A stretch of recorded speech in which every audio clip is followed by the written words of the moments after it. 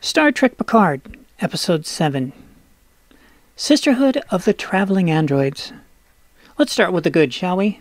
Riker's back, Deanna Troy's back. And it was wonderful to see them all together again. All of their acting chops are still fine. So that's the good. It was really wonderful to see them back and reprising their old roles. It was strange that they were spending so much time talking about an android without any mention of Geordi. Seems that Geordi should have come up in the discussion, but I understand this isn't real life, it's a show. But I missed Geordi being in this episode to complement the rest of the characters. Okay, any more good to say about the show? Yes, more good to say about the show. The segments that dealt with the Next Generation people reunited were all really pleasant. You got some backstory on what's happened between Deanna and Riker and their family. That was fun to hear. And let's see, anything else good to say? Yep, nope, that's it. Okay, so now let's get into the bad stuff. Okay, the story with the android being pursued by the Romulans. Still unbelievably boring, just don't care, which is really sad because that appears to be the apex of the show. As much as Baby Yoda is all about who owns Baby Yoda, why do they want Baby Yoda? This show is supposed to be all about what's the deal with the droid, why is she a droid, where did she come from, what is her destructive powers, etc. And I really just don't care. I just want to watch the people from the Next Generation reappear and hopefully do a good job. And yay, they did this week, woohoo. But as far as the other stuff goes, no. And then there's a reason we're calling it Sisterhood of the Traveling Androids. You have Riker's daughter befriends Data's daughter, and so you've got that relationship going on.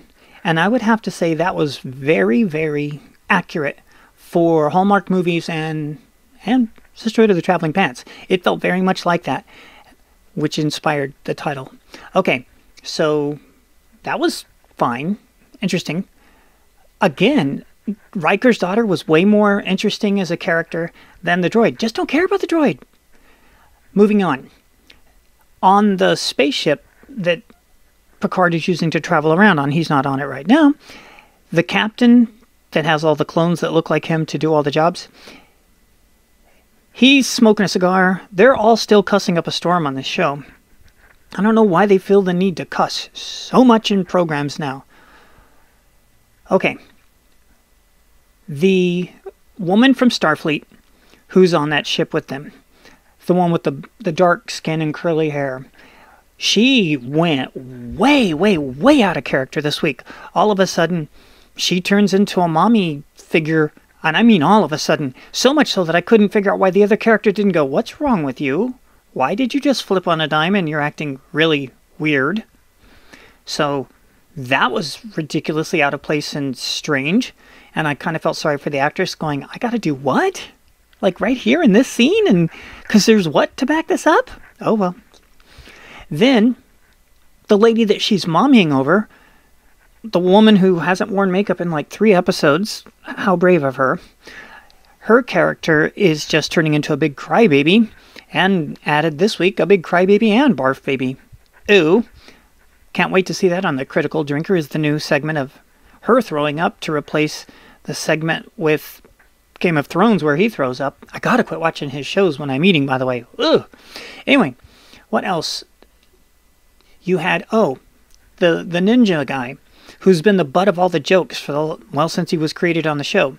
He's not the butt of the jokes this week. He tries to be a little bit serious, but again, that section of the story, just boring as can be. Don't care. There's so much left unanswered that there's nothing to hang your hat on, at least in Game of Thrones.